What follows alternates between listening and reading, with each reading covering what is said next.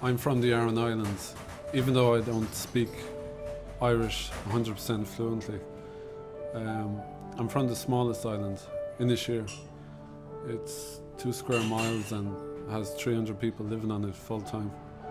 It's very, very beautiful island. It's got castles and it's got a Celtic Stone Age fort that goes back 3,000 years. It's got a beautiful beach and tourists go there in the summer, the 2 months of the year.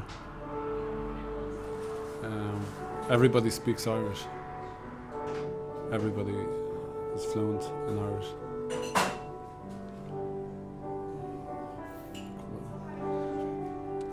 I like to write poetry now and then. I like Wallace Stevens. I like Czesław Miłosz.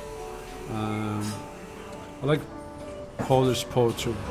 I like Polish poetry kind of so much that I made a pilgrimage to Poland for Polish poetry.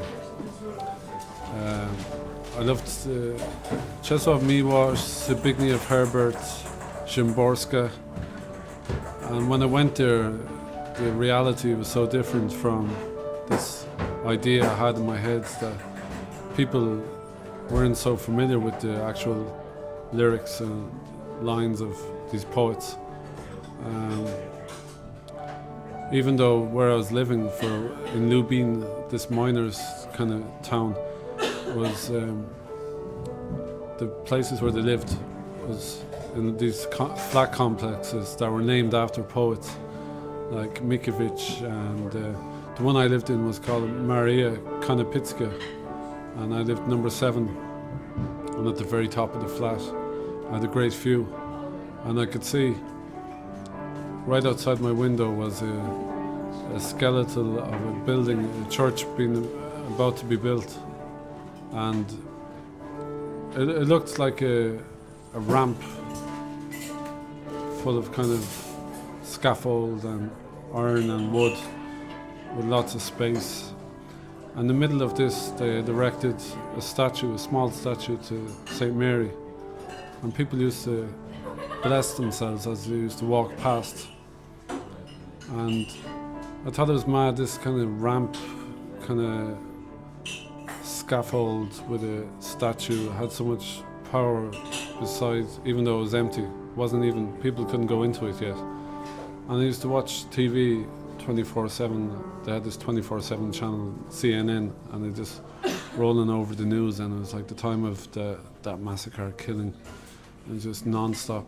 It was very compelling, and I'd be looking out one window, looking at that, and then I'd be looking at the TV, and it's like,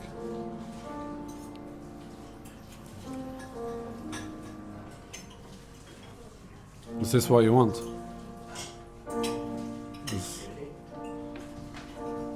Is this interesting, is it?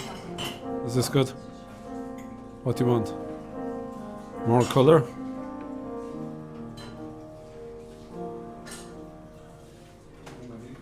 More kind of, more grit?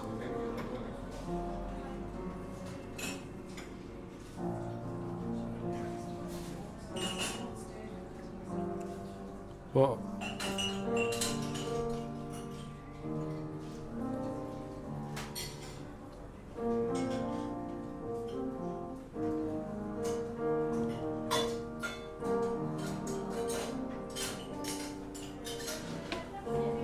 What room can you not sleep in? A mushroom. That's the only joke I remember. I always remember that joke. It's kind of like I keep it in my pocket. Just when there's a round of jokes going around, and you know everyone's tell a joke, and you don't want to go, oh, I don't know any jokes, but I say that one, and people kind of don't ask me ever again after that, like, you know, because I just don't get that kind of humour where punchlines and humour and stuff like that, you know. It's like I'm more into kind of anecdotes for some reason, even factual anecdotes, stuff like you read in a Reader's Digest, kind of like this one, for example. There's this woman, and it's her first day in the job. She's working in a bakery, and a man comes into the bakery and says, "How much is that cake?" cake behind the window. And she says, 25 euros. And he says, I'll have it, I'll buy it. And he buys it. And then the manager comes out and says, that wasn't a real cake. that was a fake cake. That's mad. Like, I heard that about, 20 times in a row for a whole year. It still made me laugh. It's like, I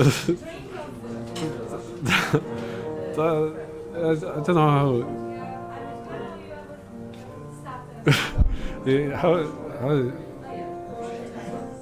how do you kind of explain that? I don't know. It's like,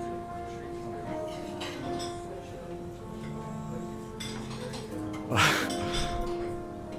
don't know.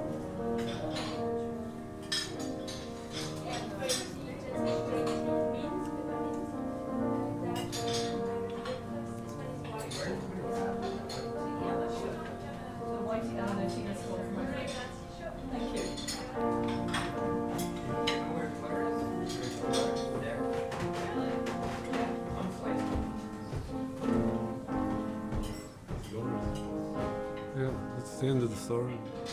It always ends at that point.